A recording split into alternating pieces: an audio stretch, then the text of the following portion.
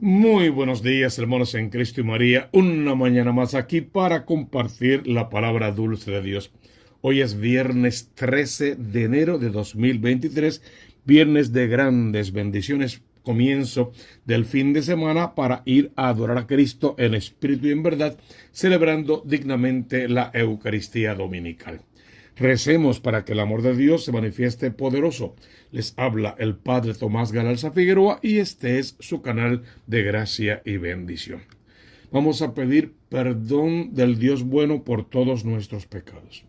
Una fe firme, inconmovible como una roca, que nos ayude a alcanzar nuestros propósitos por pura gracia, por pura dádiva, por puro don, por pura bendición de Dios. Una fe que nos ponga en el camino correcto y luego nos haga caminar todo ese camino de la mano de Dios. Y la otra mano tendida a nuestros hermanos para que no se queden rezagados, ayudarles igual a cargar sus camillas como en algún momento quizás alguien cargó la nuestra. Vamos a pedir la sabiduría que nos hace falta para tomar las mejores decisiones y una capacidad impresionante para mostrarle a Dios nuestra humana fragilidad, pedir perdón por nuestros pecados y, sintiéndonos perdonados por Dios, salir igual a perdonar a todos los demás. Mira que la primera lectura otra vez está tomada de la carta a los Hebreos en el capítulo 4, versos 1 al 5 y verso 11. Hermanos, temamos. Y ese temamos inmediatamente me coloca en posición de pensar en el temor reverente para con Dios.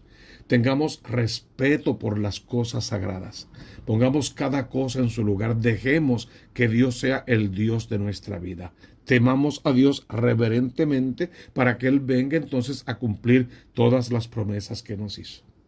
No sea que por falta de temor a Dios, por faltarle respeto a Dios, por vivir de espaldas a Dios o como si no existiera, estando aún en vigor la promesa de entrar en su descanso, alguno de ustedes crea haber perdido la oportunidad. O sea, no sea que nos desanimemos a causa de las invitaciones de este mundo, de sentirnos pecadores, no merecedores del premio final y de sentir que no somos buenos hijos de Dios. Mejor sintamos ese temor reverente para con Dios, quedémonos en su presencia sabiendo que sí, que somos dignos de todas esas promesas, que no se ha perdido la oportunidad porque Dios es un Dios de promesas cumplidas. También nosotros hemos recibido la buena noticia, igual que ellos. Ahora, el autor del libro va a decir que hay una gran diferencia entre ellos y nosotros. ¿Cuál es la diferencia? Pero el mensaje que ellos escucharon no les sirvió de nada a quienes no se adhirieron por la fe a los que lo habían escuchado. Escucharon el mensaje, perfecto, pero no se dio un tránsito entre el oído exterior al oído interior.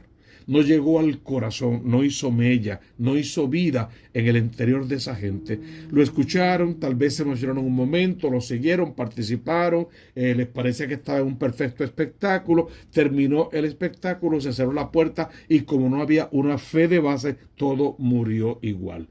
La clave está en adherirnos por la fe a ese evangelio que estamos escuchando y convertir ese evangelio en un estilo de vida en santidad, o sea, parecernos cada vez más a Jesús.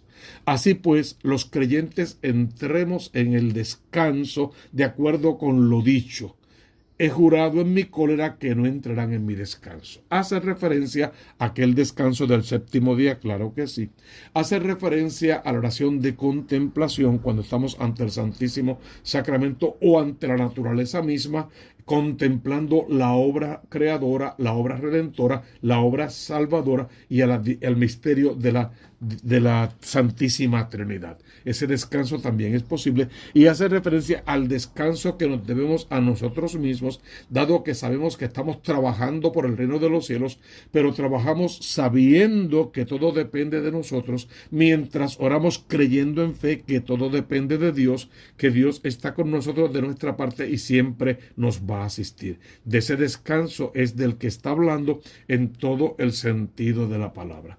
Cierto es que decía, he jurado en mi cólera que no entrarán en mi descanso, quienes aquellos que no han cumplido con la voluntad de Dios. Vamos entonces a ser mucho más fieles, a cumplir con esa voluntad de Dios para poder entrar en el descanso del séptimo día, domingo, y poder entrar en el descanso del amor de Dios, en oración de contemplación, y en el descanso que nos debemos a nosotros mismos todos los días para recuperar fuerzas y continuar nuestro camino. No olvides aquello que decía, levántate y come y bebe, porque el camino es más largo que tus fuerzas. El camino solo se puede caminar si Jesús nos carga al hombro o si estamos alimentados con el cuerpo y la sangre de Cristo. Y descansó Dios el séptimo día de todo el trabajo que había hecho. En nuestro pasaje añade, no entrarán en mi descanso. No entrarán otra vez los que no sean fieles. No entrarán en la vida eterna, que es el descanso total y absoluto al que todos estamos aspirando. Vamos a empeñarnos, por lo tanto, dice la palabra, en entrar en aquel descanso, para que nadie caiga de ninguna manera, nadie se quede varado en el camino, nadie tropiece en la piedra, sino que se cumple en nosotros aquella promesa salvífica que se nos ha dado, y no imitemos la desobediencia en la que cayeron los fariseos, aquellos judíos de aquel entonces. No caigamos en esa desobediencia, sino por el contrario, obedeciendo siempre la voluntad de Dios y sus mandatos que nos deja a través de su iglesia, poder alcanzar, decimos siempre, la salvación de nuestras almas, y con la misma ayudar también a los demás en su propio proceso de salvación. Salmo 77. No olvides las acciones del Señor. Es un Dios de obras cumplidas, de promesas cumplidas, es un Dios de palabra. El Verbo se hizo carne y habitó entre nosotros. Es un Dios de amor. Lo que oímos y aprendimos, lo que nuestros padres nos contaron, lo contaremos a la futura generación.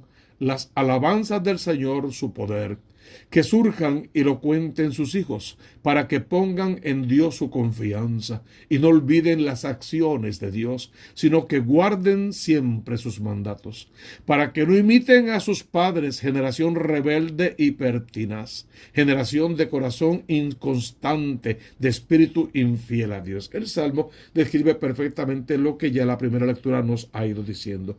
No imitemos las malas acciones de aquellos pueblos, más bien cumplamos en todo con lo que es en nuestra vida la voluntad de Dios, para que podamos heredar la mansión con duración eterna en el reino de los cielos. Y este evangelio, otra vez todavía según San Marcos, ya en el capítulo 2, versos 1 al 12, narra uno de los momentos más emblemáticos de la vida de Cristo. Fíjate que en todo lo que hemos ido leyendo de Marcos, Jesús entró en la sinagoga, entró en Cafarnaúm, entró en la casa de Pedro, Jesús enseñó y demás, y demás, y demás. Nunca hasta ahora se nos ha dicho que enseñó, y está bien, pero sí notamos que sigue entrando como que un poco cada vez más en aguas profundas, sanando, aún curando en sábado, haciendo algunas cositas que no asentían bien en el corazón de aquellos fanáticos religiosos, pero hombres de poca fe. Hoy como que llega a un extremo con la acción que va a realizar. Cuando a los pocos días entró Jesús en Cafarnaúm, otra vez la ciudad donde vive Pedro, se supo que estaba en casa, se supone que en casa de Pedro.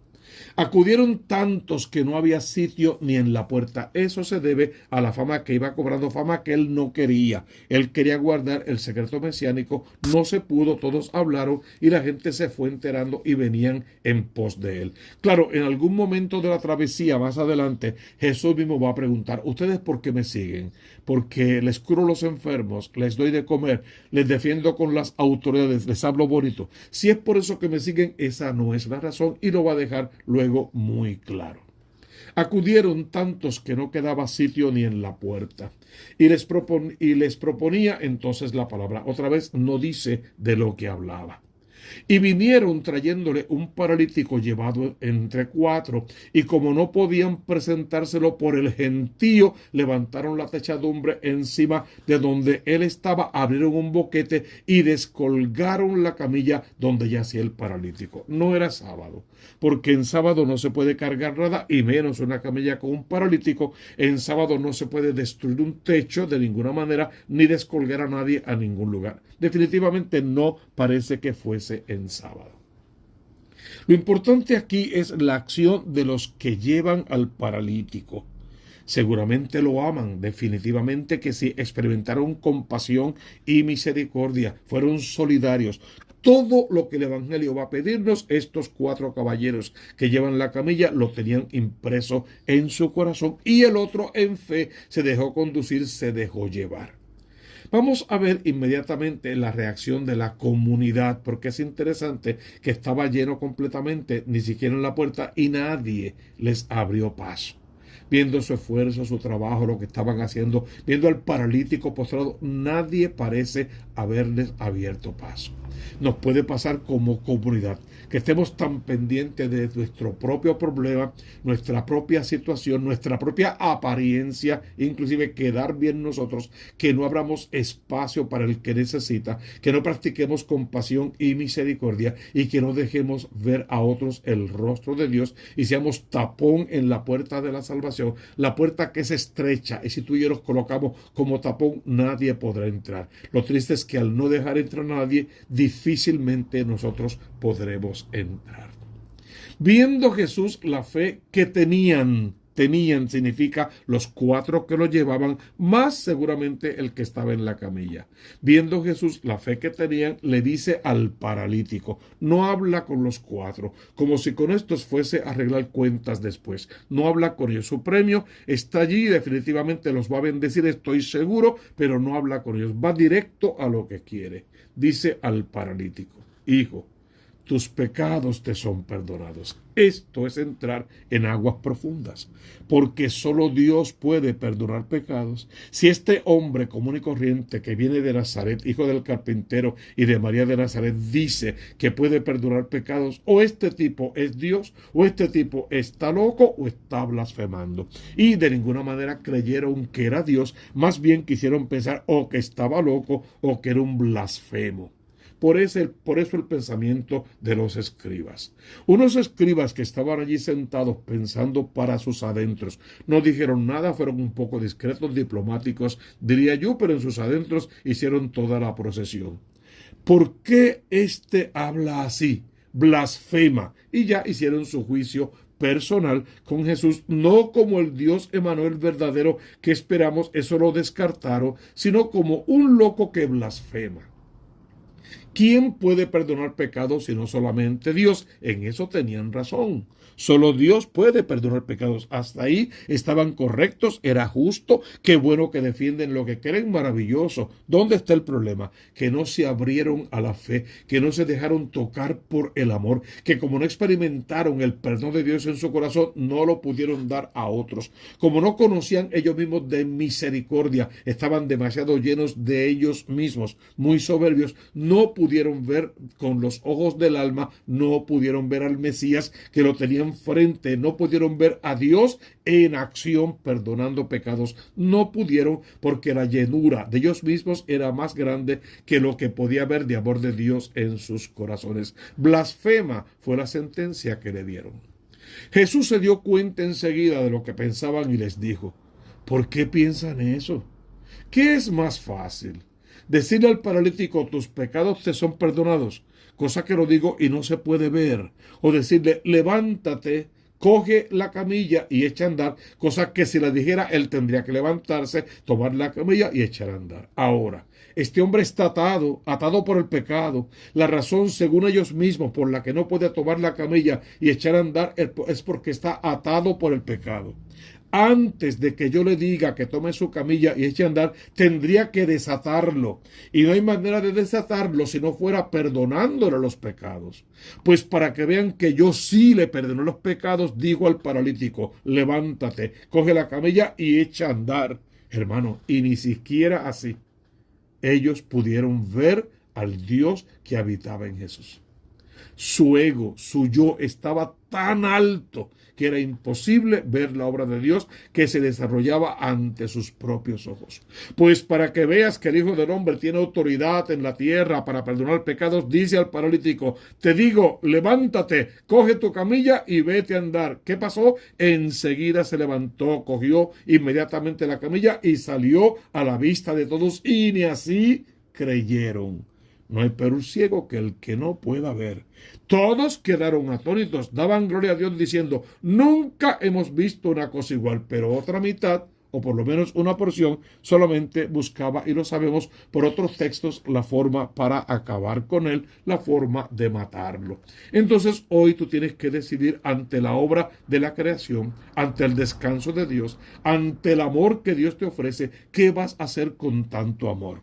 ¿Vas a seguir empaquetado, atado por tus pecados? ¿O vas a ir corriendo a buscar quien te libere, quien tome tu camilla? Un sacerdote de turno que no puede perdonarte los pecados. Él lo hace solo en nombre del Cristo de la gloria en el sacramento de la confesión. Correr a desatarte, a salir de ese pecado. ¿Por qué no puedes perdonar? Porque no has experimentado el perdón de Dios. ¿Por qué no sabes amar a los tuyos como tiene que ser? Porque no has experimentado el amor de Dios. ¿Por qué no eres misericordioso y compasivo con los demás? Porque te falta experimentar esa compasión y esa misericordia que solo Dios puede dar. Abre tu corazón, tu entendimiento, tu vida completa. Déjate por el Señor. Él mismo quiere cargar tu camilla, presentarte ante su propia misericordia y perdonarte. No le pongas trabas a Dios. Deja que la comunidad te ayude, y tú como parte de la comunidad ve corriendo a ayudar a otros a cargar la camilla de otros y a descolgarlo en oración de intercesión frente al poderío que Dios tiene para perdonar pecados, para curar enfermos y para cumplir con todas sus promesas. Definitivamente, si nunca hemos visto una cosa igual, entonces vivamos de acuerdo a lo que estamos experimentando. El mundo tiene 1000 invitaciones, perfecto. Tú decides qué invitaciones vas a seguir. Sabes que las invitaciones del mundo no tienen promesa de vida eterna. Sabes que Dios no es un sentimiento y que tú no eres Dios. Todo eso lo sabes, lo hemos repetido al cansancio. Entonces, colócate en la ruta correcta. Ve a Cafarnaúm en este momento, y si el gentío es tan grande que no te deja entrar, rompe el techo y entra, porque hay espacio en el corazón de Jesús para ti, porque hay una promesa que te pertenece, y porque tú eres el Hijo amado de Dios, debes sentir su apoyo, su amor, su consuelo, su paz, y salir corriendo para compartir todo eso con todos los demás. Lecturas muy interesantes que siempre les recomiendo volver a leer en casa, en familia, y escudriñarlas, porque tú conoces la consigna: busca primero el reino de Dios con su justicia, y todo lo demás vendrá por añadidura. Suscríbete al canal de la Diócesis de Mayagüez, y a este canal, Tomás Galarza Figueroa. Toca la campanita, dale like y por favor colócalo en todas tus redes sociales. Deja tus comentarios, tus sugerencias y tus intenciones para la misa. Yo te dejo en la descripción las lecturas y otra información importante. Abre tu corazón al Redentor para que desde lo alto pueda recibir su bendición. En el nombre del Padre y del Hijo y del Espíritu Santo. Amén, amén y amén.